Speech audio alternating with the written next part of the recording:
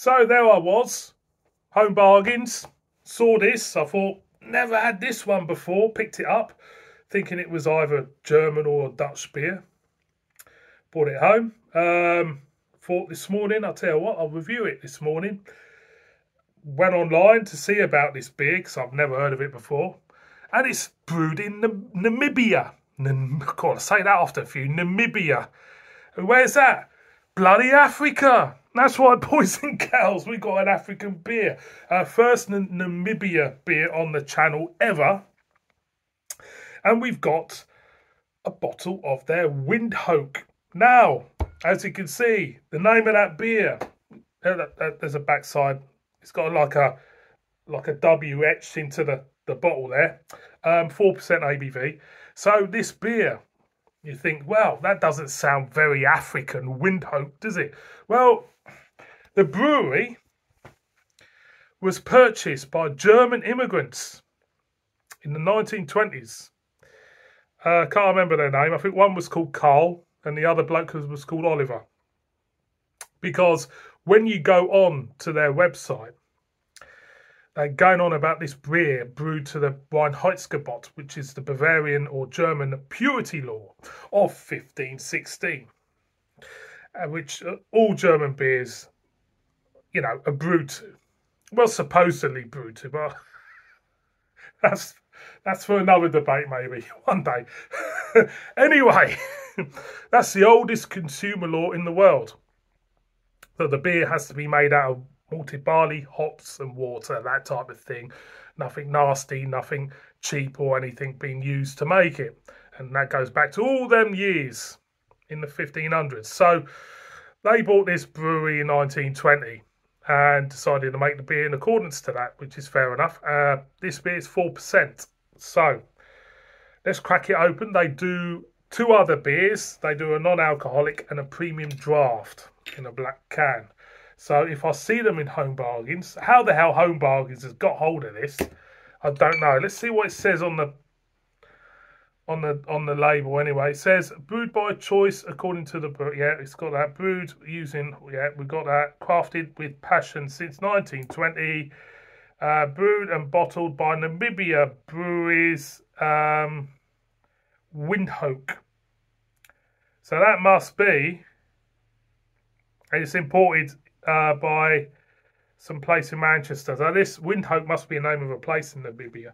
Doesn't sound very African though, does it? Doesn't. Anyway, I'm waffling on. Let's crack it open. This was a couple of quid. I think not even that. About 170-ish. There's the looks like a Wolfsburg W. Let's get a whiff. Not a lot, to be honest. It's hint of malt, not much else there, to be honest. Let's pour it out like you do and see what it's all about. There it is. As you can see, it's get it all in. Right, as you can see, it's clear, crystal gold, thin in head. Let's get a whiff. Yeah, it's very much a maltiness, very malt driven. It just full on malt. That's like Ovaltine type of note there. That type of maltiness. So I'm gonna go in. Cheers. Cheers everybody.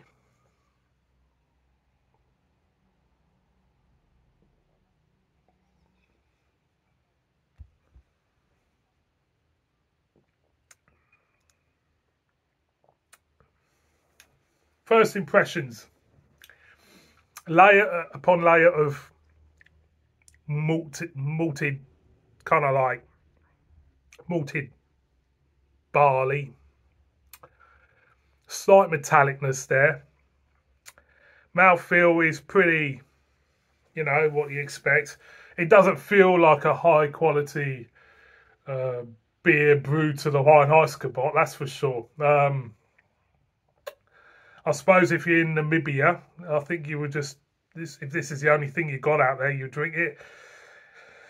Here, however, I mean, even comparing it to some of the beers, you know, some of the normal generic lagers, I don't think it would really stand up. That one is the better. That one's better. Getting back to this. Getting back to this. When you go in, layer upon layer of malt, grain, slight cattle feed note, edge to it. The mouthfeel is not that great, to be honest. It's slightly metallic. On the back end, there's a slight syrupy bitterness, and the bitterness is slightly sickly on the back end as well. 4%. It doesn't actually feel like 4%. It feels a bit stronger. It's not thin as such because it's just packed full of all this kind of like malty grainness, you know, cattle feed. There's this cattle feed type of note to it. It's a strange one. So yeah, so would I buy it again? No. Is it pretty forgettable? Well, it's not forgettable really, because this is the first Namibia beer on here, so it's not that forgettable. The beer itself is forgettable, but the name of it and the story behind the two German immigrants in the 1920s purchasing the brewery will remain etched in my head forever. Getting back to this, what do I think? I wouldn't really bother with it, to be honest. Like I say, there's another great lager in a green bottle available elsewhere.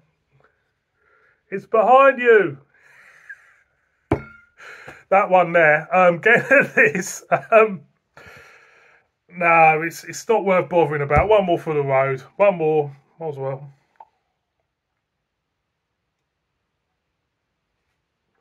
Yeah, it's just not fucking great, really.